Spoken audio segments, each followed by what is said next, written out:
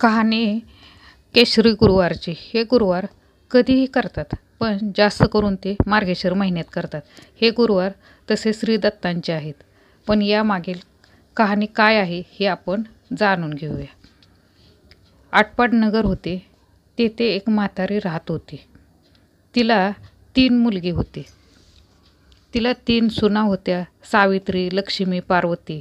सर्वजण काम करायचे, पोटभर खायचे. म्हातारीलाही काय कमी नव्हतं, पण ती फार कंजूस होती.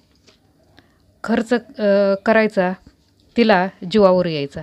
नको तिथं काटकसर करायची. तिच्या त्या स्वभावाचा सुनांना फार राग यायचा. पण त्या पडल्या सासूरवासनी. सारा व्यवहार सासूच्या हाती. सुना बिचाऱ्या चाकरीच्या दिल्या चतकोर भाकरीच्या. त्या काय खाणार. आणि एकदा काय झाले, तिच्या दारात एक साधू आला. माय भिक्षा वाढ म्हणाला. म्हातारी म्हणाली, तुला वाढायला आमचे हात मोकळे नाहीत. साधू गुपचूप निघून गेला. दुसऱ्या दिवशी तोच साधू आला. माई भिक्षा वाढ म्हणाला. म्हातारी पुन्हा म्हणाली, बाबा आमचे हात नाहीत रिकामे तुला वाढायला. साधू गुपचूप निघून गेला. असे 5 दिवस झाले. साधू पुन्हा आला. भिक्षा वाढ म्हणाला. म्हातारी म्हणाली, आमचे हात मोकळे नाहीत. तो 6वा दिवस होता. तो साधू म्हणाला, तर ठीक आहे असे म्हणत तो त्या म्हातारीकडे बघत म्हणाला, तर तुमचे हात लवकरच रिकामे होतील. त्या रिकाम्या हाताने भिक्षा मागण्याची वेळ येईल. तो साधू असा म्हणून निघून गेला. म्हातारीचं आणि साधूचं बोलणं धाकट्या सुनेला म्हणजेच पार्वतीला पटले नाही. तिला खूप वाईट वाटलं, पण ती काय करणार. ती सारखी विचार करू लागली. तिला झोप येईना, चैन पडेना, काहीच सुचेना. आणि पुढे काय चमत्कार घडला. त्यावेळेस गुरुग्रह अरिष्ट आला. कोणाचा 4था, कोणाचा 8वा, तर कोणाचा 12वा. त्या अरिष्ट बृहस्पतीचं फळ त्या घराला त्रासदायक झालं. मिळकत कमी पडली, भांडण तंटे वाढले, संकटे आली, खूप खर्च होऊ लागला, आजारपण घरात शिरले, चोरी झाली, गरिबी आली. कसं होतं कसं झालं काय करणार. थोरला आणि मधला आपापल्या बायकांना घेऊन दूरदेशी कामधंदा पाहायला निघून गेले.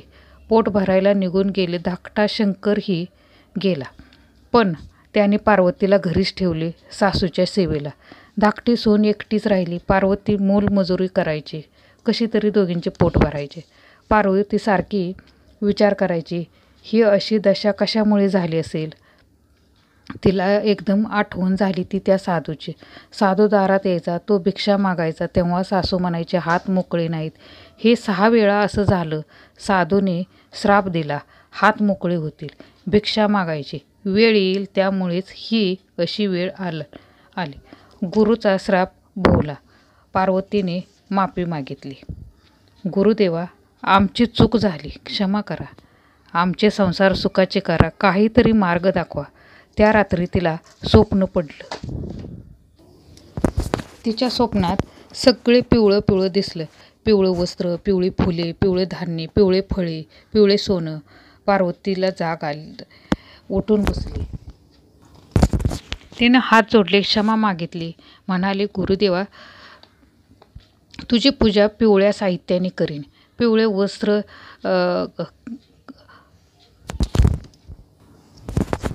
5 गुरुवार करीन. पिवळे व्रत करीन. पिवळे दान करीन. आमची चूक पदरात घ्या. आमचे संसार सुखाचे करा. पार्वतीने निश्चय केला. गुरुवार आला.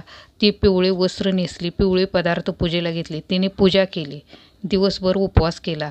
गाईला घास दिला. पिवळी खिचडी केली आणि तिने सेवन केले. असे 5 गुरुवार केले. 6व्या गुरुवारी ब्राह्मणाला बोलावले, पिवळं दान दिलं आणि व्रताचं उद्यापन केलं. त्या केशरी व्रत फळाला आलं. म्हातारीचा स्वभाव पालटला. तिने सुनेच्या व्रताला अडथळा केला नाही. तिनेही ब्राह्मणाला दान दिले, दक्षिणा दिली. तिने सुद्धा प्रार्थना केली, गुरुदेवा क्षमा करा, माझी मुलं मला भेटवा, धनसंपदा मिळू द्या, साऱ्यांचे सुखाचे संसार होऊ द्या. म्हातारीचा धाकटा मुलगा एकटाच गेला होता. तो कामधंदा शोधत होता. त्याला काम मिळाले. सरकार धान्याचे कोठार त्याच्यावर जो अधिकारी होता त्याचा तो शिपाई झाला. अधिकाऱ्याबरोबर शंकर शिपाई फिरू लागला. त्याच वेळेस दुष्काळ पडला. सरकारने सगळीकडे कामे काढली. तलाव खोदणे, रस्ते करायचे. हजारो मजूर कामावर यायचे. त्या कामावर पार्वती काम करू लागली. मिळेल ती सरकारी धान्य घ्यायची.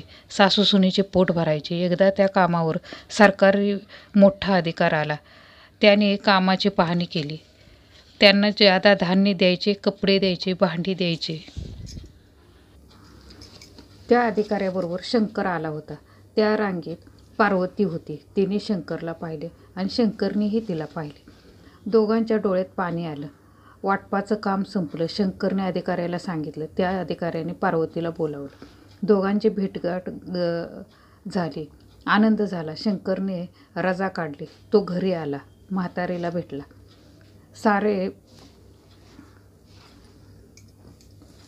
सारेजण रडले. पगाराचे पैसे शंकरने म्हातारीजवळ दिले. लोकांचे देणे देऊन टाकलं. नंतर शंकरने म्हातारीला व बायकोला कामाच्या जागी नेलं. तेथे त्यांचा संसार मजेत चालला.